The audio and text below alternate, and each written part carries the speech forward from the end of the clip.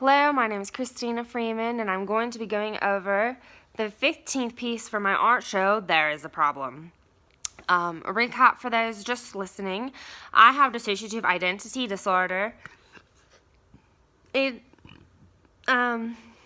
roots back to childhood trauma. I was sexually abused for the first half of my life.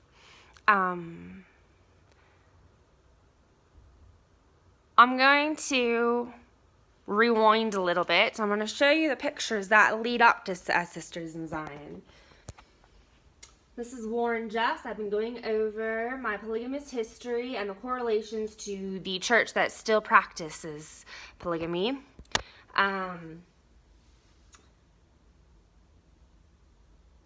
of the similarities are that they're very hard on young men. In the FLDS church and in the Mormon one, in different ways are far more extreme. In the FLDS church, they kicked them out for the slightest grievance. In the Mormon church, they're hard on young men because they start very early shaming them for masturbation, shaming them for sexual feelings. Are you watching pornography? Are you watching pornography? Are you looking at women? And these young men, they're just so traumatized. I was speaking to a friend recently whose brother went to the bishop when he was 12 and he confessed masturbating. Do you know the courage it takes for a 12-year-old to confess something so natural? The bishop told him not to take the sacrament for 6 months. And I'm sure this is after, I don't know, but I'm sure this is after, a few weeks of the poor boy trying so hard not to masturbate. But as soon as you forbid something, that's when the problems start. That kind of shame ruined that young man's life. He never really recovered. And he's not the only one. This is a drawing of Brigham Young.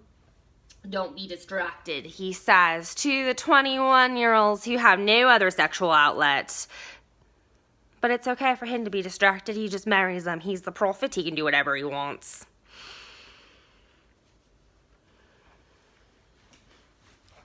This is a drawing of Emma Smith.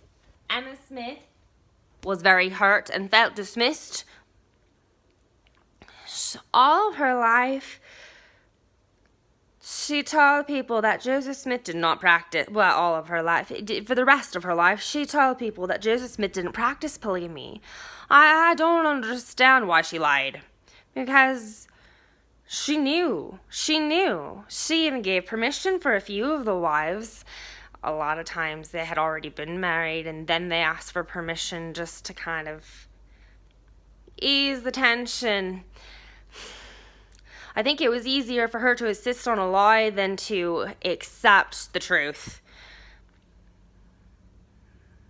Yeah. As I have researched and listened to Lindsay Hansen Park's types on these women, and I've felt the connection to the sexual abuse in both groups. The teenage girls coerced into marrying older prophets or older men.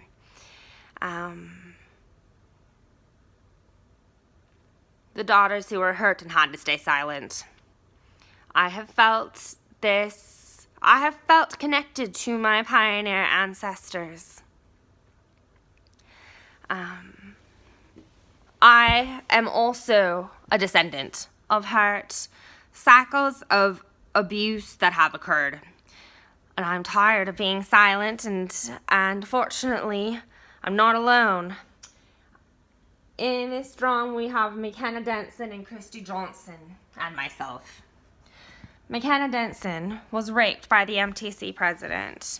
When she finally had the courage to come forward, I don't think you understand how hard it is doing that. The church, instead of hearing her, they attacked her history. It's very frustrating for me. If your abuser is a madman in the desert, then they'll totally support you. But if you're an ex-Mormon or your abuser is the MTC president or some kind of priesthood holder, they don't want to hear about it.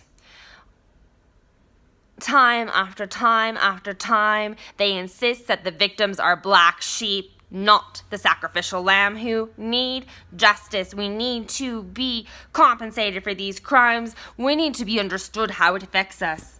Mckenna tried to seek out this justice. She went to the ward where she was raped and she tried to share her truth, and they escorted her away. They tried to, at least. She's very brave. She would not budge.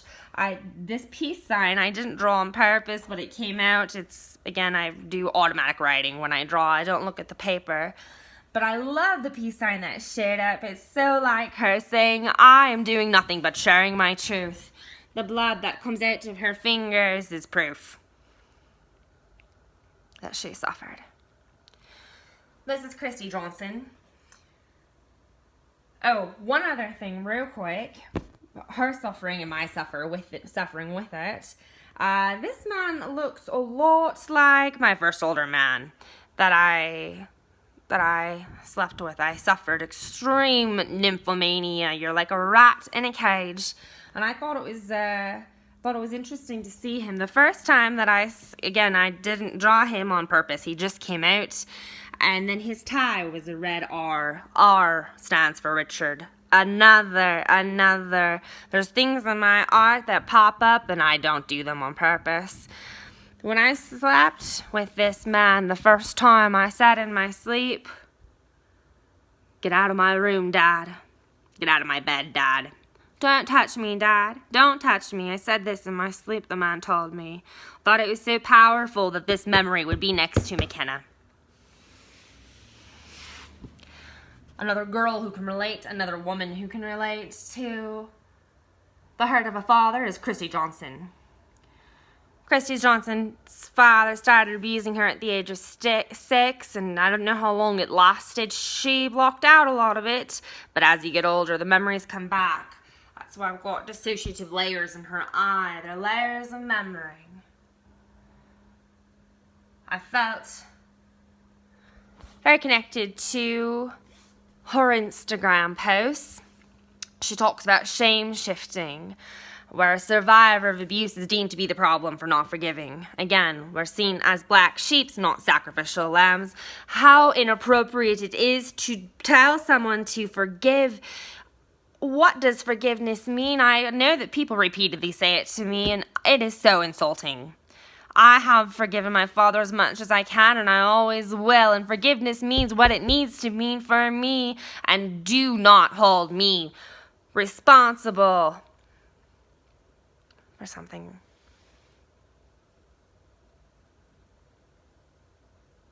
Please just take accountability. An apology must be accompanied by action, otherwise it rings hollow. Saying sorry is not enough. I'm going to end this with some of my favorite lyrics. It's from a song I listened to when I was going through some of the worst flashbacks and trying to share my truths. What a way that we survived. Bring on the evening hours, I cry. Bring on the evidence of my life. I'm grateful for these sisters. I'm grateful for these women who have the bravery to share their stories too. Thank you for listening and watching to my 15th piece as Sisters in Zion.